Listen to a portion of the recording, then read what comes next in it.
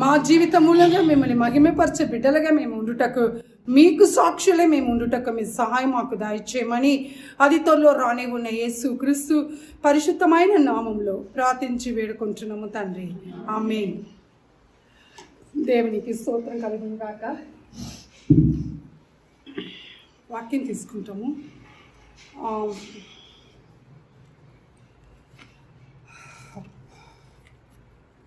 మొదటి పేతురు 5వ అధ్యాయము 8వ వాక్యము. మొదటి పేతురు 5వ అధ్యాయము 8వ వాక్యము చదవండి. మీ విరోధి అయిన అపవాది గర్జించు సింహము వలె ఎవరిని మృంగుదునా అని తిరుగుచూ ఉన్నాడు. దేవునికి మహిమ కలుగును కాక. మన విరోధి అయిన అపవాది ఏం చేస్తూ ఉంటాడంట, ఎవరిని మింగాల అని చెప్పేసి ఆయన మన తట్టి వాడు ఏం చేస్తూ ఉన్నాడు అన్నమాట, తిరుగుతూ ఉన్నాడంట. దేవునికి స్తోత్రం. అది మనకి తెలియదు, కానీ వాడు ఎవరి తట్టు తిరుగుతూ ఉంటాడు, మన వైపే వాడు తిరుగుతునేవాడు ఉంటాడు కనుక. సో మనం ఎప్పుడు కూడా ఎలాగ ఉండాలా, దేవునిలో మనము ఉండాలి. ఎప్పుడు కూడా మనము దేవుని ఒక ఆత్మ చేత మనము నింపబడిన వారమై మనము ఉండాలి. అపోస్తల కార్యము 4వ అధ్యాయము మరొక వాక్యం తీసుకుంటాము. 13వ వాక్యం చదవండి ఎవరైనా. 13 4:13. వారు విద్య లేని పామరులని గ్రహించి ఆశ్చర్యపడి వారు యేసుతో కూడా ఉండిన వారిని గుర్తెరిగి. చూసారా, ఎవరైనా మాట యేసు ప్రభుకు శిష్యులై ఉండేవారు, ఆయనని వెంబడించిన వారు, ఆయన కొరకు సమస్తాన్ని వదులుకున్నవారు అన్నమాట. అయితే ఇక్కడ ఏంటంట, వాళ్ళ యొక్క ధైర్యము చూసి వీళ్ళెవరు తెలుసా, వాళ్ళ యొక్క ధైర్యాన్ని చూసిన వారు ఎవరంట. వాక్యం చూడండి, అదే అధ్యాయంలో మనం వాక్యం తీసుకుంటాము. చూడండి అక్కడ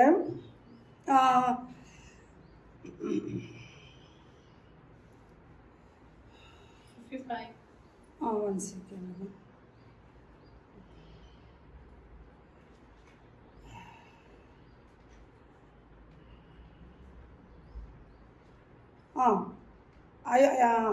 ఐదో వాక్యం చదవండి. మరునాడు వారి అధికారులను పెద్దలను శాస్త్రులను యెరూషలేములో కూడుకొని ప్రధాన యాజకుడైన అన్నయు కయపయు యోహానును అలెగ్జాంద్రును ప్రధాన యాజకుని బంధువులందరూ వారితో కూడా ఉండిరి. వారు పేతురును యోహానును మధ్యను నిలువబెట్టి, మీరు ఏ బలము చేత ఏ నామమును బట్టి దీనిని చేసిరని అడుగగా, పేతురు పరిశుద్ధాత్మతో నిండిన వాడై ఇట్లనెను, ప్రజల అధికారులారా పెద్దలారా, ఆ దుర్బలునికి చేయబడిన ఉపకారమును గురించి వాడు దేని వలన స్వస్థత పొందెనని నేడు మమ్మల్ని విమర్శించుచున్నారు కనుక మీరందరూ ఇశ్రాయేలు ప్రజలందరూ తెలుసుకొనవలసినదేమనగా, మీరు సిలువ వేసినట్టియు మృతులలో నుండి దేవుడు లేపినట్టియు నజరేయుడైన యేసుక్రీస్తు నామముననే వీడు స్వస్థత పొంది మీ ఎదుట నిల్చున్నాడు. ఇల్లు కట్టువారైన మీరు అవునే కదా. ఇక్కడ చూసినప్పుడు అందరు పెద్దవాళ్ళు ఉన్నారు, ఓకేనా, అందరు పెద్దవాళ్ళు ఉన్నారు. అన్న ఉన్నాడు, కాయప ఉన్నాడు, అందరూ ఉన్నారు అనమాట. అధికారులు అందరూ కూడా ఉన్నారు, బోధకులు ఉన్నారు, అందరూ ఉన్నారు. అయితే వీళ్ళొక ధైర్యము చూసి వాళ్ళ దగ్గర ప్రశ్న అడుగుతున్నారు. వీరెవరంట, సామాన్యమైన మనుషులు. అర్థమైందా?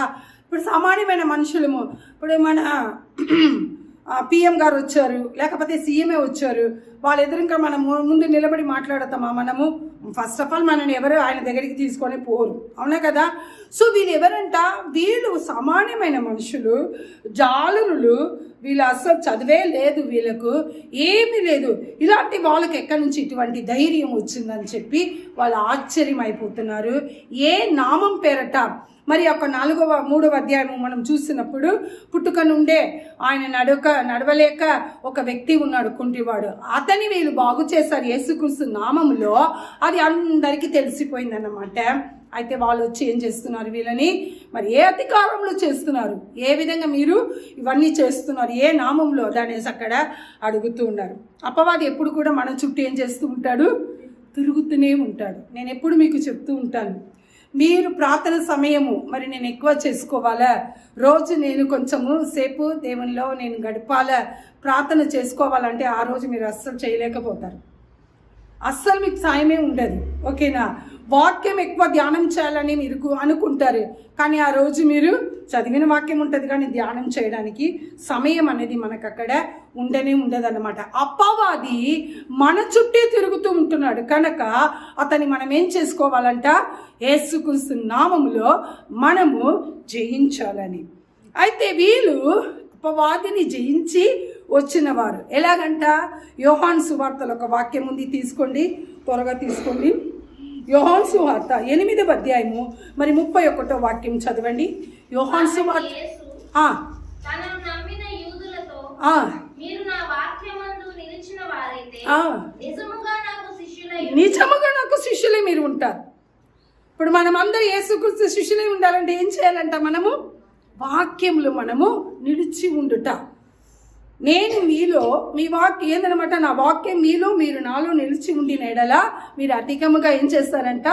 ఫలము ఇవ్వగలుగుతారని వాక్యం చెబుతుంది కనుక. సో ఆయన ఏమంటున్నారు? నా మాటలు మీరు నిలిచి ఉన్నప్పుడు మీరు నాకు శిష్యులై ఉంటారని దేవుని యొక్క వాక్యం అక్కడ సెలవిస్తూ ఉంటుంది కనుక మనం మీకు చెప్పాను కదా, శిష్యులుగా కావాలంటే మనం ఏం చేయాలా? సమస్తాన్ని వదిలిపెట్టాలంటే దేని మీద మన మనసు ఉండకూడదు. ఓకేనా? ఎప్పుడు చెప్తూ ఉంటాను, ఇప్పుడు కూడా చెప్తాను, మన బాధ్యత మనం చెయ్యాలి. ఓకేనా? ఒక తల్లియా, ఒక భార్యనా, ఒక బిడ్డనా, ఒక సహోదరియా, మరి ఇతర వాళ్ళకు మనం చేయవలసిన కార్యము తప్పనిసరిగా మనము చేసి తీరాలి. అంతకంటే అంతవరకే వదులుకోవాలి. కానీ ఎక్కువ ప్రేమించడము, పదే వాళ్ళకు ఇది చేయడము అవన్నీ మనకి ఉండకూడదన్నమాట. ఎందుకంటే అందరితో మనని మనం ఏం చేసుకోవాలా?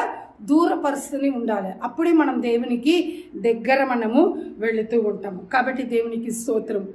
మరి నిన్న ఇక్కడ మలక్పేట అంటే సంచలగూడ జైలు దగ్గర అనమాట. సింధీ కన్వర్ట్ వాళ్ళు, సింధీలు వాళ్ళు. అయితే సిస్టర్ వాళ్ళ భర్త చనిపోయాడు. భర్త ఎట్లా చనిపోయారంటే రాత్రి మంచిగా అన్నీ మాట్లాడి అన్ని మంచిగా బాగానే ఉన్నారంట. వాళ్ళ కొడుకు కోడలు ఎక్కడ ఉందో దుబాయ్ నుంచి ఎక్కడ వచ్చారు, వాళ్ళ అమ్మాయి కూడా వచ్చి ఉన్నది. అందరు మంచిగా సంతోషంగా మాట్లాడి అన్నీ చేసి అందరు పడుకున్నారంట. పొద్దున భార్య 6 గంటలకు పోయి చాయ్ ఇస్తామని పోయి లేపుతూ ఉంటే ఆయన లేడు. ఆ రాత్రి ఎప్పుడు పోయాడో ఎలాగ పోయినాడో ఎవరికి కూడా తెలియదు. మరణం మనని వెంటాడుతుంది. ఆ మరణానికి మనం ఏం చేసుకోవాలా? సిద్ధపరచుకోవాలి. ఇక్కడ వీళ్ళు జాలుర్లు, అవునా కదా? పేతురు, యోహాను వీళ్ళందరూ కూడా యేసు మరణించిన తర్వాత పిరికితనముతో, భయముతో వాళ్ళందరూ గదిలో కూర్చొని ఉన్నారు.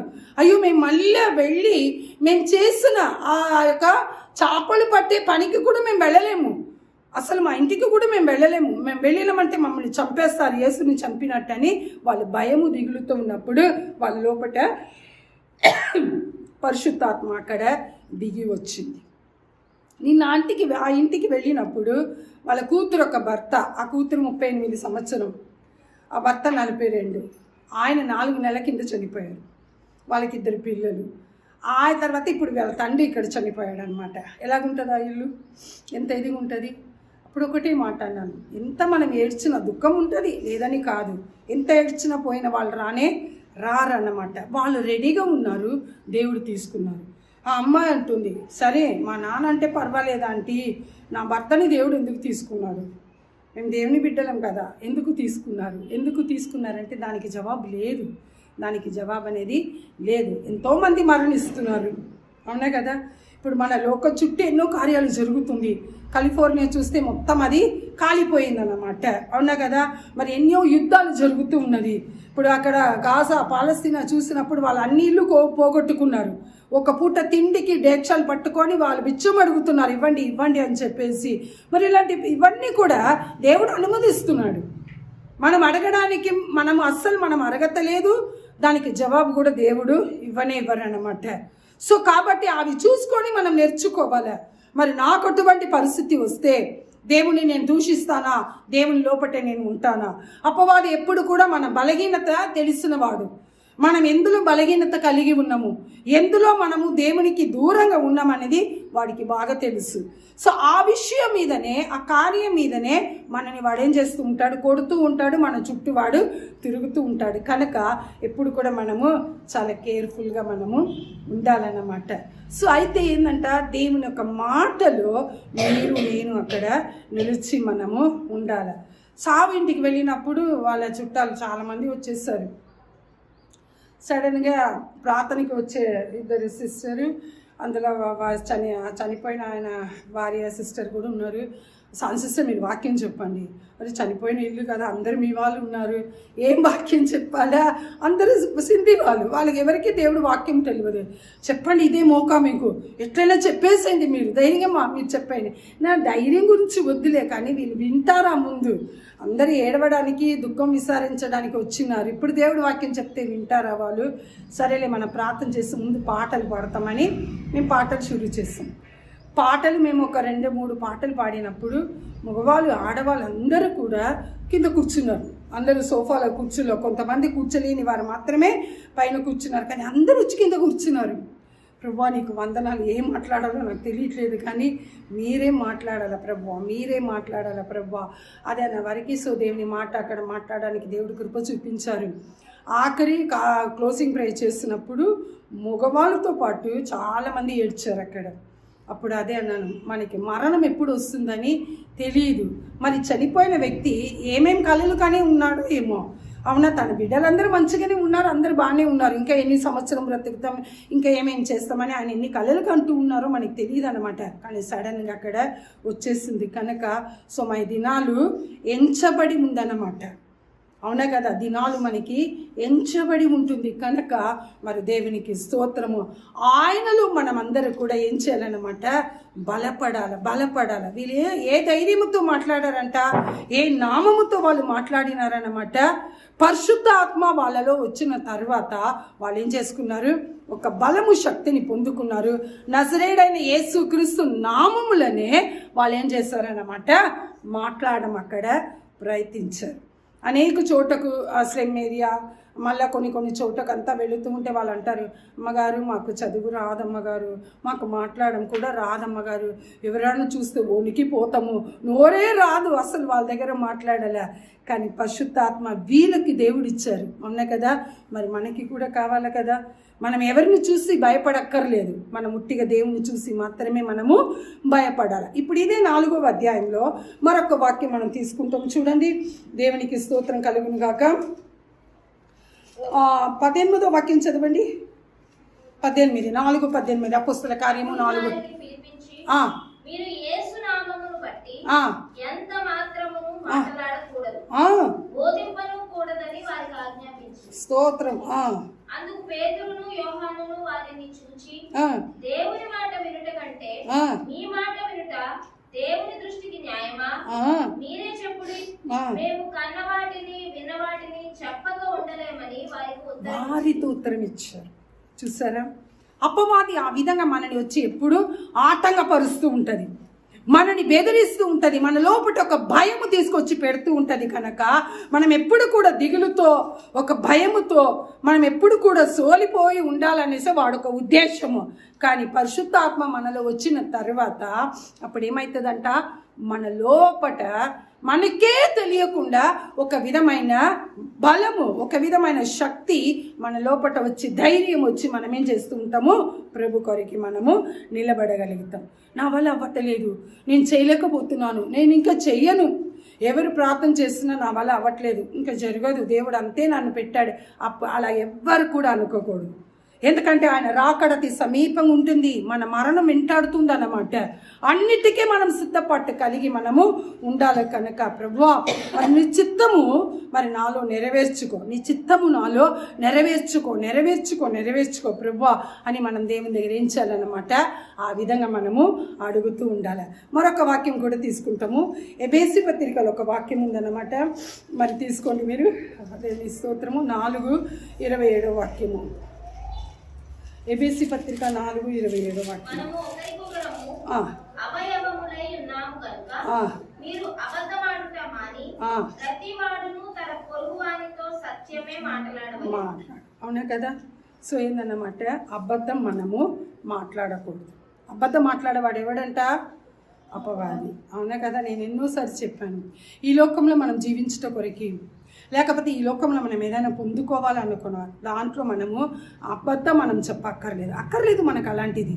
మనకు అటువంటి జీవితం అవసరమే లేదన్నమాట. ప్రభువా, మరి నన్ను పరిశుద్ధపరచుకో, నన్ను సిద్ధపరచుకో ప్రభువా, నేను ఇలాంటి కార్యంలో నేను పడిపోకూడదు, అపవాది నా చుట్టే తిరుగుతున్నాడు అని మనం ఏం చేయాలి? అపవాది పాపం చేయడు. మీకు తెలుసా? అపవాది ఏం చెయ్యడు?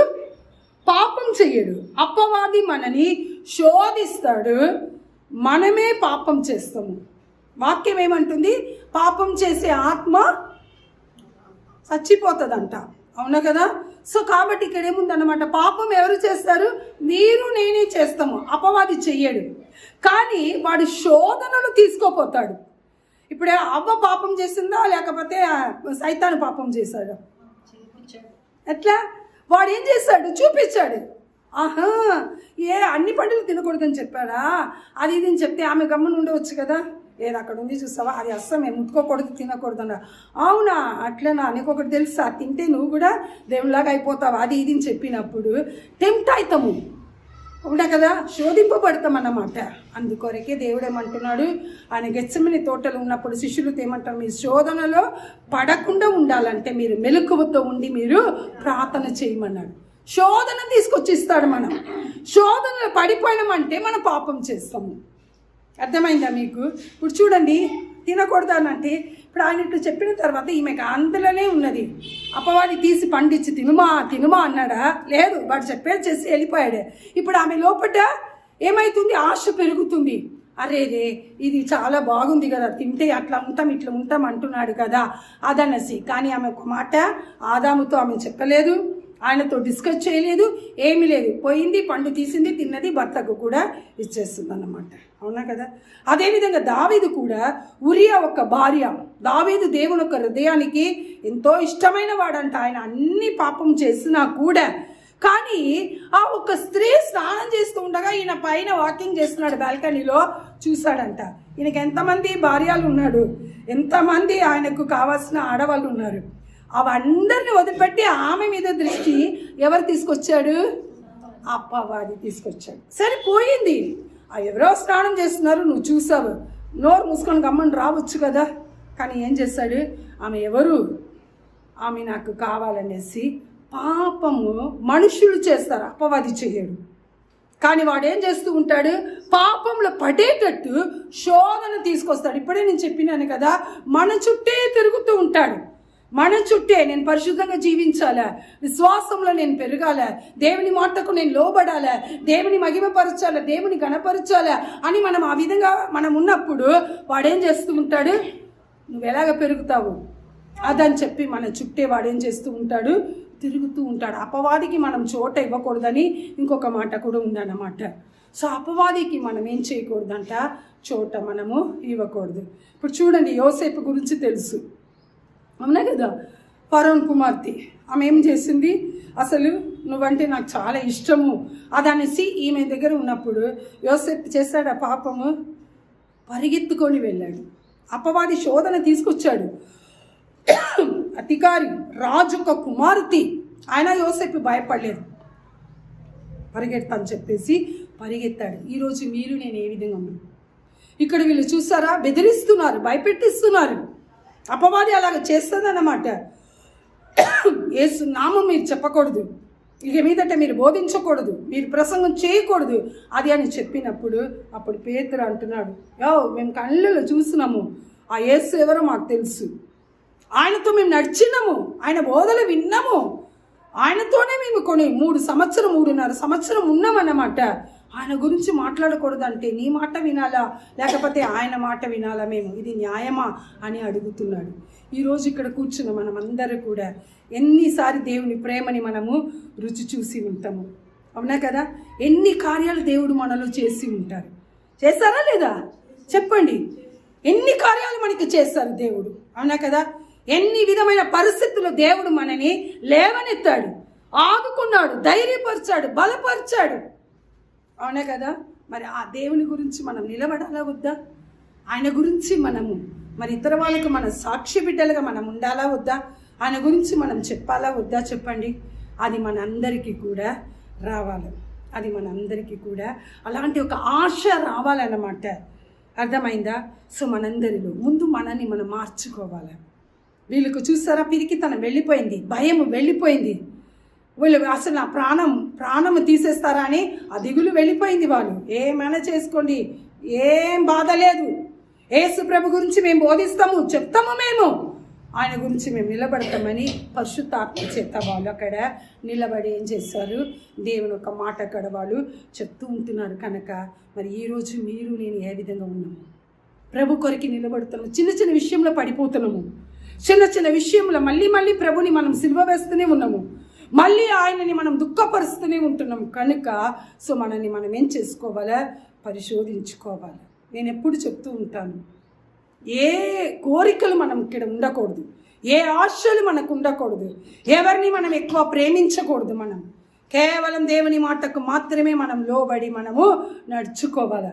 బాధ్యత కరెక్ట్గా ఉండాలి.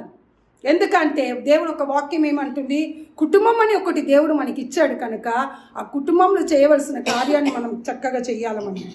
అదే సమయము దేవుని ఎక్కువ ప్రేమించి ఆయన మాటకు మనం ఏం చేసుకోవాలా? లోపరుచుకోవాలి. ఏమైంది, బుధవారము ఒక సిస్టర్ ప్రేయర్కి చాలా 10 years తర్వాత ఆమెకి నేను జ్ఞాపకం వచ్చాను. అయితే పిలిచారు. ఆమె ఏం చేసింది, ఏదో ఒక 200 ఏదో స్క్వేర్ యార్డ్ ఉంటేనేమో ఒక 6 పోర్షన్స్ కట్టుకున్నది. ఒకటి ఇటు ఒకటి అట్లా అని 6 పోర్షన్ ఏదో కట్టుకున్నది. వాళ్ళు ఏదో అప్పు చేసుకున్నారంట, సంథింగ్ అట్లా. అంటే ఆమె పిలిచింది, సిస్టర్ అది ఆగిపోయింది, మమ్మల్ని మోసం చేస్తున్నారు, అసలు మేస్త్రి వాళ్ళు యొక్క ఇంజనీర్ అదంతా, ఒకసారి వచ్చి ప్రేయర్ చేయండి అన్నారు. అంటే ఇప్పుడు ప్రేయర్ చేస్తే అక్కడ దేవుడు అద్భుతం చేస్తాడా చెప్పండి? నేను సరేలే వస్తాను చెప్పేసి వెళ్ళాను. వెళ్ళి అక్కడ ప్రార్థన చేస్తాను అన్నమాట. కొన్ని వాక్యం అక్కడ ఉన్న పనివారు ఉంటే వాళ్ళకు వాక్యం చెప్పమన్నారు, చెప్పాను. అప్పుడు ఆ బ్రదర్ ఉన్నారు, సిస్టర్ మీకు ఒకటి తెలుసా, 40 లక్షలు ప్రతి నెల కట్టాలంట. ఆ బిల్డింగ్ ఎందుకు? 40 lakhs. It's not easy, it's not a small amount. Every month they have to pay 40 lakhs అంట. అదని చెప్పి 2.5 కోట్లకు మాట్లాడుకున్నారంట. వాళ్ళు ఇచ్చినది ఉట్టిగా 3 లక్షలు అంట. ఆ యొక్క భూమి ఉందని చెప్పేసి ఇప్పుడు 6 పోర్షన్ కంప్లీట్ అవ్వాలా. 6 పోర్షన్ రెంట్కే ఇస్తారంట, ఎవరు కొనకూడదంట. ఆ రెంటు తర్వాత వాళ్ళు ఎట్లయినా ప్రతి నెల 40 లక్షలు కట్టాలి. నేను అన్నాను, ఇదే అపవాది శోధనలో మనము పడిపోతూ ఉంటున్నాం. వాడు చూపిస్తూ ఉంటాడు, నీ దగ్గర ఉంటే కట్టుకో, వద్దని చెప్పలేదు. నీ దగ్గర లేకున్నప్పుడు వాక్యం ఏమంటుంది, అప్పు ఇవ్వగలుగుతామంట, అప్పు మనము చేయకూడదు వాక్యం అన్నా కదా. మనం ఎట్లా అంటే ఈ శరీరం మీద ఆధారపడి ఉన్నాము. ఓకే, బండి కొంటాంలే, నాకు మంచి ఉద్యోగం దొరికింది కదా, ఓకే ఒక 3 సంవత్సరంలో కట్టేస్తా నేను, 3 నెలలు నువ్వు చచ్చిపోయినావంటే బండిని తీసుకుపోతాడు, అవునా కదా. సో కాబట్టి మనము ఆలోచించాలి. అపవాది ఎవరిని మింగాలని వాళ్ళు చుట్టే తిరుగుతూ ఉంటున్నాడు. అయితే మళ్ళీ నేను అన్నాను, సరేలే ఇప్పుడు నేను ఏమని ప్రార్థన చేయాలా? ఓకేనా, మీరు శోధన మీరే రప్పించుకున్నారు, మీకు ఎందుకు ఇంత పెద్ద ఆశ? ఇది ఒక్కటి కాదు, వాళ్ళకి ఇంకా 3 ఇల్లులు ఉన్నాయి.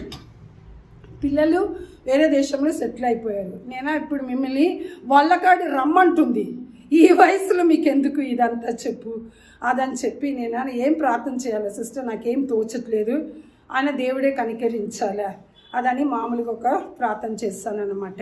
అప్పుడు ఆయన ఏడుస్తుంది బాగా. చూడండి, అన్నీ ఇచ్చి కూడా 3 ఇల్లులు ఇచ్చారు దేవుడు, ఓకేనా, 2 ఇండిపెండెంట్ ఇల్లు, ఒక అపార్ట్మెంట్ ఇచ్చారు.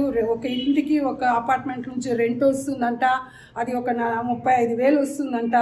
మళ్ళీ ఇది కట్టి ఇది కూడా మరి రెంట్కి ఇవ్వాలా, అదని మనిషి యొక్క ఆశకు హద్దు లేదంటారు. అందుకే ఎప్పుడు చెప్తూ ఉంటాను కదా, 1 యోహాను 2:15, లోకంలో ఉన్న వాటిని మనం ఏం చేయకూడదంట, ప్రేమించకూడదని, అవునా కదా. అది మాత్రం కాకుండా 4వ అంతస్తు అంటే 3 ఫ్లోర్ పైన టెర్రస్, అక్కడ నుంచి ఎవడో ఒక వర్కర్ క్యూరింగ్ చేస్తున్నాడంట, అందు నుంచి లొడక్కని పడిపోతే ఇప్పుడు వాడు సీరియస్గా ఉన్నాడంట. ఇప్పుడు ఇది ఒక ఎక్స్ట్రా ఖర్చు అయిపోయింది, చూసారా. అది అనేసి అందుకే మనం ఆలోచించాలి, మనకి ఏమి కావాలో ఏమి వద్దు అనేది ఆయన ఎరిగి ఉంటాడు. ఆయన ఎరిగి ఉంటాడు కనుక ప్రభువా, నేను ఈ లోకంలో ఉన్నంత వరకు మరి మీరే తండ్రి, నాకు సర్వము, నా అవసరత తీర్చేవారు మీరే, నాకేం కావాలో మీకు తెలుసు, నీ నోటి నుంచి ఏం అడగను ప్రభువా అని మన దేవునికి మనం ఏం చేయాలన్నమాట, ఆ విధంగా మనము సమర్పించుకోవాలి. అది మనకు ఉండాలి. మా ఇంటి దగ్గరనే ట్రిమిల్గిరి దగ్గరనే ఒక ఇది ఉంది, ఏంటంటే ఒక ఏం చెప్పాలా, పెద్దవాళ్ళని పెట్టి ఒక ఏదో ఆశ్రమంలాగా ఎవరో నడిపిస్తూ ఉంటున్నారు. నడిపిస్తూ ఉంటే సడన్గా ఎవడో ఆయన తిరుపతిలో పోయి డబ్బులు వేయాలని చెప్పేసి క్రిస్టియన్స్ ఇవి నడిపించేవారు. ఆయన ఏం చేశారంటే, సరే అక్కడెక్కడ ఎందుకు ఇది చేయడము, ఇక్కడ సికింద్రాబాద్లోనే ఎక్కడెక్కడ ఆర్ఫన్ ఇది ఉంది, ఎక్కడెక్కడ ఉన్నది వాళ్ళందరికీ కూడా బియ్యము పప్పులు తీసుకుపోయి ఇస్తామని చెప్పేసి శిశు భవన్, మదర్ తెరెసా వాళ్ళు అక్కడక్కడంతా పోయి ఇచ్చొచ్చారంట. సరే వీళ్ళ దగ్గరికి వచ్చేసిన తర్వాత 50 బస్తాలు బియ్యము తీసుకొచ్చాడంట. తీసుకొచ్చి మీరు ఇక్కడ నడిపిస్తున్నారు కదా, ఇది పెట్టుకోండి అంటేనేమో అప్పుడు ఆ బ్రదర్ అన్నారు, 50 బస్తాల పురుగులు వచ్చేస్తుంది, అంత వద్దు మాకు, కాబట్టి 5 బస్తాలు చాలు, వేరే వాళ్ళకి ఇచ్చేసుకో నువ్వు. ఇక్కడ ఉండేవాళ్ళు ఉట్టిగా 11 మంది ఉన్నారు. ఈ యొక్క బస్తాలు పెట్టుకుంటే ఆ పురుగులన్నీ మళ్ళీ వాళ్ళకి అక్కడికి వచ్చేస్తుంది, వాళ్ళకి రోగం వస్తే మళ్ళీ దానికి మేము ఇతర వాళ్ళ దగ్గర చేయి చెప్పాల్సి వస్తుంది. అంత మాకు వద్ద 5 బస్తాలు మాకు చాలు. శోధన ఎట్లా వస్తుంది, ఉచితంగా ఇస్తాను అనే వరకు మనం ఏమైపోతాము, ఫ్రీగా వస్తుంది కదా తీసుకుంటామని కాదు. సో కాబట్టి ఏంటన్నమాట, ఆయన అన్నాడు, అయితే ఈ వ్యక్తి అన్నట అది కూడా ఈయన 5 బస్తాలు కూడా, మీకు అంత గర్వమా మీకు, పోనీ అని మేము ఇవ్వడానికి వస్తే అప్పుడు ఈ బ్రదర్కు కోపం వచ్చింది. పోనీ కానీ ఏం మాట్లాడవద్దు, నీది పాడైపోతుందని మా దగ్గరకు వచ్చి ఇస్తున్నావు, నీ పాపాలు ఈ పాప మూటలన్నీ పోయి తిరుపతిలోనే వేసుకోపో అదని చెప్పేసి ఆయన అన్నారన్నమాట. సో కాబట్టి మనుషులు మనల్ని శోధిస్తూ ఉంటారు, మనల్ని ఏం చేస్తూ ఉంటారు, శోధిస్తూ ఉంటారు. ఈ సోమవారం ఏమైపోయింది, ఒక పెళ్ళి ఉండేది. పెళ్ళి ఉంటే చాలా ఒక 22 ఇయర్స్ తెలిసిన వాళ్ళే క్రిస్టియన్స్ పిలిచారు. సరే అని నేను మా వారు వెళ్ళిన తర్వాత వాళ్ళ పాప పెళ్ళి అయితే తొందరగా రమ్మన్నారు. సరే అని వెళ్ళినాము మేము. అమ్మాయికి అన్నీ ఏదో డ్రెస్సింగ్ అన్నీ చేస్తుంటే శాంతి సిస్టర్కి రండి, ఇగో ఇన్ని నగలు అవి ఇవి పెడుతున్నాము, ఇదన్నీ అబ్బాయికి పెడుతున్నాము అంటే, నాకెందుకు చూపిస్తున్నారు మీరు, అదే నన్ను, లేదు మీరు కొంచెం ప్రార్థన చేయండి, ఏంటి దొంగ వచ్చి తీసుకుపోవాలన్నా అన్నాను. ప్రే చేయండి సిస్టర్, మీరు ఎప్పుడు మీరు ఎదానట్లనే మీరు జోక్ చెప్తూనే ఉంటారు. సరేలే ముందు పాప అన్నీ వేసుకుంటుందా అడగండి పాపము, అదే అంటే ఆంటీ నాకు ఏమొద్దని చెప్పిన ఆంటీ, ఈ మమ్మీయే ఇవన్నీ వేసుకొని అక్కడ ఎవరు ఆంటీ నిలబడతారు చూసారా, మీరే పెట్టుకోండి, ఆమెకి ఏమి ఇవ్వద్దు అసలుకు, మీరు కూడా ఆమెతో పాటు అట్లా మాట్లాడవద్దు, నిజంగా ఆమె వేసుకోదు సిస్టర్ అదని. సరే ప్రే చేస్తాము, ఏదో ఆమె 1-2 వేసుకుంది ఇదని. మళ్ళీ ఏం చేసింది, ఒక 3 పెద్ద డబ్బాలు ఇట్లా పట్టుకొచ్చింది. శాంతి సిస్టర్ మీకు ఎన్ని చీరలు కావాలంటే తీసుకోండి, అన్నీ మంచి చీరలు. నాకు తల తిరుగుతుంది బాగా, కాబట్టి నేను ఎక్కడైనా పోయి కూర్చోవాలా, ఇవన్నీ నేను చూడలేనమ్మా. లే సిస్టర్ ఎంతైనా తీసుకోండి మీరు అది అన్నది. నేనన్నా నా జీవితమే ఎంచబడి ఉన్నది, ఈ చీరలు తీసుకోపోయి నేనేం చేస్తాను, ఏమొద్దు, దేవుని దయ వల్ల సంతృప్తిగా నాకు దేవుడు ఇచ్చాడమ్మా, ఒక్కసారి కూడా నాకు వద్దు సిస్టర్. నేను అనుకున్నా కనీసం ఒక 10 చీరలు తీసుకోపోతానా నేను, నీ ఇవ్వాలే బాగానే ఉన్నావు, ఎవరైనా లేని వారు ఉంటే వాళ్ళకి ఇచ్చేసేయమ్మా అదనేసి. కానీ ఆమెలో ఒక మాట ఎట్లా వచ్చిందంటే, సిస్టర్ లేనివారు ఇట్లాంటిది కడితే బాగుండదు తెలుసా, మనలాంటి వాళ్ళు కడితే బాగుంటుంది అదా అని చెప్పి. నేనన్నా ఇంత మంచి మనసు ఉంది అమ్మా నా తల్లి నీకు, నువ్వే కట్టుకోమ్మా అని చెప్పేసి ఇదైంది. కాబట్టి అపవాది ఏం చేస్తూ ఉంటాడు, ఎప్పుడు కూడా మనని శోధిస్తూ ఉంటాడు. సో ఈ శోధన మనం జయించాలంటే ప్రార్థన కావాలి. శోధన నుండి మనము జయించి ముందు సాగాలంటే ఆయన ఉపదేశములో, ఆయన బోధనలో మనము నిలిచి ఉండాలి. అర్థమైందా? సో కాబట్టి ప్రభువా, మరి ఈ సామాన్యమైన వ్యక్తులు వాళ్ళు ఏది కూడా ఆశించలేదు, వాళ్ళకి ఎన్ని ఆశలు ఉంటుంది, ఉట్టి జాలరులు చేపలు పట్టేవారు, అవునా కదా, వాళ్ళు మనుషులే కదా. ఎప్పుడు కూడా మేము చేపలు పట్టాలా, ఒక్కొక్కసారి చేపలు దొరకదు, ఏం చేయాలా, ఉట్టిగానే మనం రావాలి, ఉట్టి చేత్తోనే, ఎప్పుడు మనకి మంచి కాలం వస్తుందో, ఎప్పుడు మనం కూడా అందలాగా బాగుంటామో అని వాళ్ళు కూడా అనుకొని ఉండవచ్చు కదా. యేసు ప్రభు లోపట వచ్చిన తర్వాత అది అన్నీ వెళ్ళిపోయింది. అవన్నీ కూడా ఏమైపోయింది? వెళ్ళిపోయింది. పరలోకం చూస్తారు, దేవుని యొక్క రాజ్యాన్ని చూస్తారు, దేవుని యొక్క ప్రేమని చూస్తారు, దేవుని యొక్క కనికరత చూస్తారు, దేవుడిచ్చిన మాటలు చూస్తారు. ఆయన తిరిగి వచ్చి మనల్ని తీసుకోపోతానన్నాడు కదా, ఆ విశ్వాసం చూశారు వాళ్ళు. అందులో వాళ్ళు ఏం చేస్తున్నారు? పెరుగుతూ ఉంటున్నారు. కనుక మరి ఈరోజు మీరు నేను అదే విశ్వాసంలో, అలాగే మనము కూడా దేవుళ్ళు ఏం చేయాలన్నమాట? పెరగడానికి మనము సమర్పించుకోవాలి. దయచేసి లోకం వైపు మనము చూడక్కర్లేదు. ఎందుకంటే లోకం నుండి దేవుడు మనని వేరుపరుచుకున్నాడు. ఆ వేరుపరచబడిన జీవితం కావాలి. లోకం మనల్ని చూస్తూనే ఉన్నది. వీళ్ళు చేతులు బైబిల్ పట్టుకుంటారు, మంచిగా పాడతారు, మంచిగా ప్రార్థన చేస్తారు, కానీ అదే నోరు వేరే వాళ్ళ గురించి ఏదేదో మాట్లాడుతూ ఉంటుంది. అదే నోరు చెడు మాటలు మాట్లాడుతూనే ఉంటుంది. కాబట్టి సాక్ష్యం మన నుండి వెళ్ళిపోతుంది. అపవాది ఎవరిని మింగాలని మన చుట్టేవాడు తిరుగుతూ ఉన్నాడు. కనుక వాడిని మనం వాడు ఓడిపోయిన వాడు, మనల్ని ఏం చేయలేడు వాడు. అర్థమైందా? వాడు ఓడిపోయిన వాడు. కానీ ఒక్కటి గుర్తు పెట్టుకోవాలి, ప్రభు ఏం చేశారు? నీ తలని నేనేం చేస్తాను? చిత కొడతా అన్నాడు. అవునా కదా? వాడు సావలేదు, వాడు బ్రతికే ఉన్నాడు. ఓకేనా? సో కాబట్టి వాడిని ఇంకా చంపలేదు ప్రభు. దానికి ఒక టైం ఉందన్నమాట. సో వాడు మన చుట్టూ తిరుగుతూ ఉంటాడు. కనుక ప్రభువా దయచేసి నన్ను నీ ఆత్మచేత ఎప్పుడు నింపుతూ ఉండు ప్రభువా, నింపుతూ ఉండు ప్రభువా. మరి నీ కొరకి నేను నిలబడాలా, నీ కొరకి నేను నిలబడాలా, నీ కొరకి నేను నిలబడాలా ప్రభువా అని మనం దేవుని దగ్గర ఏం చేయాలన్నమాట? ఆ విధంగా మనము ప్రార్థన చేయాలి. నిన్న సింధి ఒక సావుకి అక్కడంతా వెళ్ళిన తర్వాత మన సతీష్ కుమార్ వాళ్ళ చర్చికి వెళ్తారంట, ఏదో ఒక బ్రదర్. అప్పుడు ఆ బ్రదర్ అన్నారు, సిస్టర్ నేను కొంపల్లి పోతున్నాను, మీరు బోన్పల్లి కదా, నేను మిమ్మల్ని డ్రాప్ చేస్తా అన్నారు. మళ్ళీ సరే అని ఇంకొక బ్రదర్ వచ్చారు, వాళ్ళిద్దరు ముంగట్టు కూర్చుంటే నేను సరే పర్వాలేదు బ్రదర్, నేను ఆటో ఏదైనా తీసుకొని వెళ్ళిపోతా. ఏం కాదు మీరు రండి, నేను అక్కడ డ్రాప్ చేసేస్తా అది ఇదన్నారు. సరే అనేసి నేను ఈ ప్రేయర్ అదన అయిన తర్వాత వాళ్ళతో వెళ్ళాను. మాట్లాడుతుంటే సిస్టర్ ఈ కారు చూస్తే మీకు కూడా ఒక కారు కావాలని ఉంది కదా. ఓ యేసయ్యా నీకు వందనాలు, నీకు స్తోత్రము. అయితే మీరిద్దరు దిగిపోండి, ఓకేనా? ఈ కారు మా ఇంటికి తీసుకోపోతా, ఎట్లనా ఇస్తారా అన్నాను.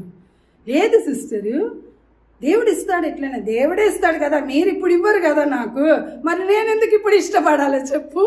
నువ్వు ఇస్తావంటే ఇచ్చి వెళ్ళు, లేకపోతే ఇటువంటి మాటలు మాట్లాడవద్దు. నేనైనా ఈ కారు వద్దు, బీరు వద్దు, ఏమొద్దు, కారు ఇంకా బాగానే ఉంది, అది ఒకవేళ పాడైపోతే ఆటోమేటిక్గా కారు వచ్చేస్తుంది, అంతవరకు నా దేవుడే వచ్చేస్తాడు అన్నమాట. మీరు ఇదన్నీ మాట్లాడొద్దని. సరే మేము కొంచెం ప్యారడైజ్ వరకు అక్కడ వరకు వెళ్ళినాము. అయితే వెంటనే నడిపించే ఆ బ్రదర్ అన్నాడు, ఓకే సిస్టర్ నేను ఇవ్వాలనుకున్నాను, కారు నాదే, మీరు తీసేసుకోండి సిస్టర్ అన్నారు. నేను అయితే మీరిద్దరు ముందు దిగండి అది అన్నాను. మీకు డ్రైవింగ్ కాదు కదంటే సరే మా ఇల్లు దగ్గరికి వచ్చేస్తుంది, అక్కడ డ్రాప్ చేసి కారు కూడా పెట్టేసి మీరు వెళ్ళిపోండి, మీరు ఏదైనా ఆటోలోనన్నా ఏదైనా కార్లోనన్నా మీరు వెళ్ళిపోండి అదని చెప్పేసి సరే వచ్చారు. మా ఇంటి వరకు వచ్చారన్నమాట. మా అల్లుడు మా వారు బయటికి వచ్చారు. వస్తే అప్పుడు అంటే నేను చూడు వీళ్ళు సతీష్ కుమార్ గారి దగ్గర నుంచి వస్తున్నారు, వీళ్ళిద్దరు కూడా నాకు ఈ కారు గిఫ్ట్గా ఇస్తున్నారంటే మా అల్లుడు వచ్చి, అమ్మ మమ్మీ బ్యూటిఫుల్ కారు ఇస్తున్నారా నిజంగా? నేను నోరు మూసుకొని వెళ్ళు లోపటే అన్నాను. అదే అనేసి మళ్ళీ మా వారు అన్నారు, మీ అత్తమ్మ గురించి నీకు తెలియదా, వాళ్ళు ముందే నిన్ను కొట్టేస్తుంది, మర్యాదగా వెళ్ళిపో నువ్వు అది అని చెప్పి. నేను ఏమండి మా కారు వచ్చిందండి, దేవుడు అడగకుండానే ఇచ్చారు, బ్రదర్స్ వాళ్ళు తీసుకొచ్చారు అదని చెప్పేసి. అప్పుడైతే ఆ బ్రదర్ అన్నారు, సిస్టర్ నిజంగా మేము ప్రార్థన చేస్తాము, నేను అట్లాంటి ప్రార్థన వద్దు, నాకే వద్దు, నేనే చేయను, మీరెందుకు చేయాలి అది లేదు, తప్పనిసరిగా దేవుడు మీకు ఒక కారు ఇస్తారు, దేవుడు ఇప్పుడే ఏ కారు ఇస్తాడో చూపించేస్తాను. నేను అయ్యా నీకు ఒక దండము, ఇంటికి కూడా పిలువను, వెళ్ళిపో నువ్వు అని అలాగే పంపించేశాను. అపవాది మనని శోధిస్తూ ఉంటా, అర్థమైందా? దేవుడు ఆయన చూపించాడంట, ఆయన చూపించిన దేవుడు మనకు కూడా చూపిస్తాడు కదా. మనకు కావాలని ఆయన ఇవ్వడే లేదా చెప్పు. కాబట్టి అపవాది మనని శోధిస్తూ ఉంటాడు. అందుకే లోకంలో ఉన్న వాటిని మనం ఏం చేయకూడదంట, ప్రేమించకూడదు. ఆకాశం భూమి మన ప్రభుది కనుక, ఇంత పెద్ద ఆకాశం భూమి మొత్తము మన దేవుడిది. ఈ కార్లు బీర్లు అవన్నీ ఎట్లా ఉంటుందంట, చీమగా చిన్నగా కనబడుతుంది ఆయనకు, అవునా కదా? సో వీటి గురించి మన మనసుని మనము పడేయకూడదు. కనుక శోధనలో పడిపోకుండా మన ప్రభు కొరికి మనము నిలబడడానికి మనము ఆయన దగ్గర పరిశుద్ధాత్మక శక్తిని అడుగుతాము. అదేవిధంగా దేవుడు మనకి అనుకరిస్తాడు. ప్రార్థన చేసుకుంటాము. దేవా స్తోత్రమయ్యా. దురాత్మ శక్తులపై నాకు విజయము నీయుమయ్యా. శారీర క్రియలన్నయు నాలో నశింపచేయుమయ్యా. జీవనదిని నా హృదయములో ప్రవహింపచేయుమయ్యా. జీవనదిని నా హృదయములో ప్రవహింపచేయుమయ్యా. ప్రేమ స్వరూపైన మా తండ్రి, మా ప్రభువా, నీకు వందనాలు, నీకు స్తోత్రాలు చెల్లించుకుంటున్నాం రాజా. గొప్ప దేవా, నీకు స్తోత్రం స్తోత్రం స్తోత్రం నైనా. లోకము నుండి మమ్మల్ని వేరుపరుచుకున్నావే రాజా. మీ ప్రేమను బట్టి నీకు వందనాలు వందనాలు వందనాలు వందనాలు చెల్లించుకుంటున్నాం నా తండ్రి. మరి ఈ లోకంలో యుగ యుగము మేము జీవించాలంటే దేనికైనా మేము ఆశపడవచ్చు నా తండ్రి. మాకిచ్చిన జీవిత కాలం 70 ఏండ్లు నా ప్రభువా. ఈ యొక్క 70 ఏండ్లు 80 ఏండ్లు కొరకి నా తండ్రి ఇక్కడ ఉన్న వాటి మీద మా మనసుని పడేయకూడదు నా తండ్రి రాజా. మిమ్మల్ని ప్రేమించే హృదయం మాకు దయచండి.